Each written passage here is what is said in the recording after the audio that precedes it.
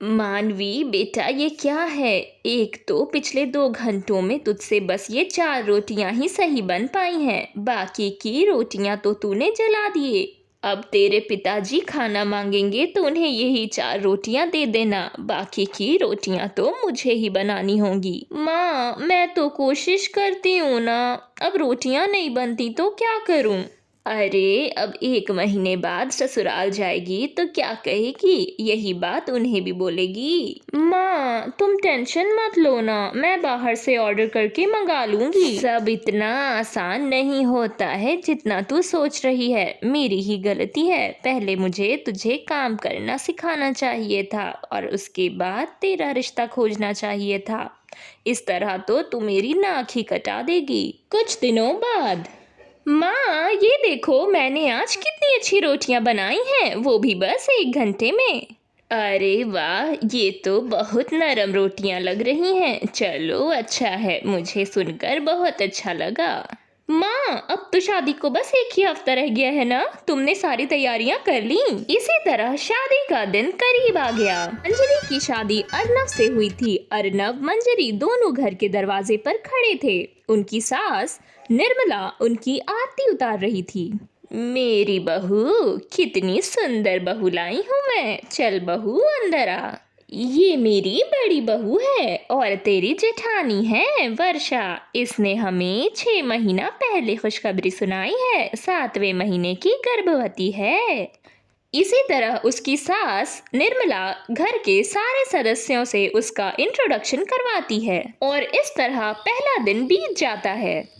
अगले दिन सुबह मंजरी सोकर उठती है तो अपनी सास निर्मला के पास जाती है। माँ जी, आज नाश्ते में क्या बना दूँ? मैं सोच रही थी दाल चावल सब्जी बना दूँ या फिर ब्रेड ऑमलेट कर देती हूँ।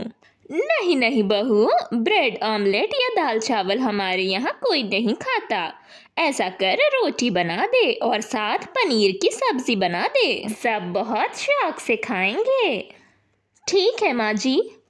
मंजरी रसोई में जाती है और रोटियां और सब्जी बनाकर टेबल पर परोस देती है। तभी उसकी जेठानी वहां आती है। बन गई रोटियां। बहुत जल्दी बन गई रोटियां। अरे ये क्या, बस इतनी रोटियां? अरे इतनी रोटियां तो हम अपनी गांव माता को भी नहीं खिलाते। मतलब ये कि यहाँ 100 रोटियां बनती हैं। क्या 100 रोटियां? पर यहाँ इतनी रोटियां खाता कौन है? यहाँ तो लोग भी ज्यादा नहीं हैं। हाँ, लोग तो बस 6 ही हैं, पर सब लोग 14-14 रोटियां खाते हैं। अब मेरी भी डिलीवरी का टाइम नजदीक आ रहा है तो मैं भी 12-13 रोटियां खा ही लेती हूँ। हे भगवान, ये किस हबशी ससुराल में आ गई मैं। खैर, अब क्या फायदा, रोटियां तो बनानी ही होंगी। मंजरी जैसे तैसे करके 100 रोटियां बनाती है और सभी को खाने को देती है।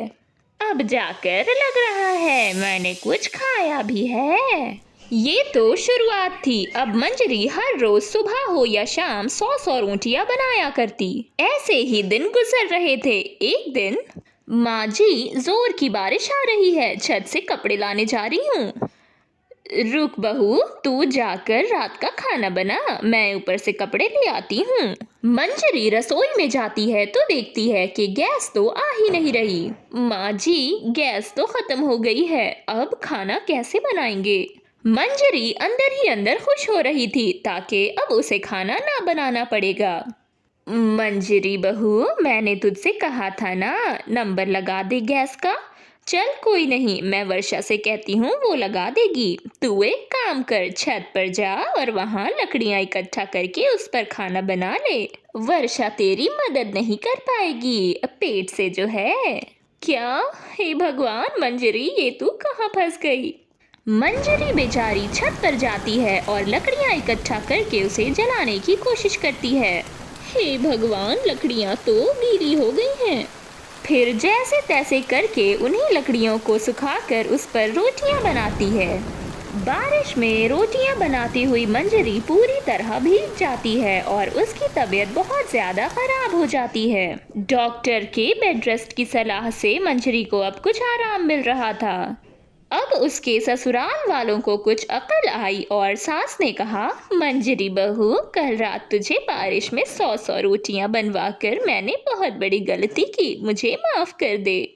हम सब यहाँ गलत आदत लगा कर बैठे हैं 100 रोटियां खाने की। हाँ मम्मी जी, अगर हम रोटियां नहीं खाएंगे तो दाल चावल खा लेंगे, वो भी बनाना आसान हो जाएगा और ज्यादा देर खड़े भी नहीं रहना होगा। अब मंजरी को अच्छा लग रहा था कि उसकी तबीयत तो खराब जरूर हुई, पर इसी बहाने उसके ससुराल वालों को बात समझ में आई।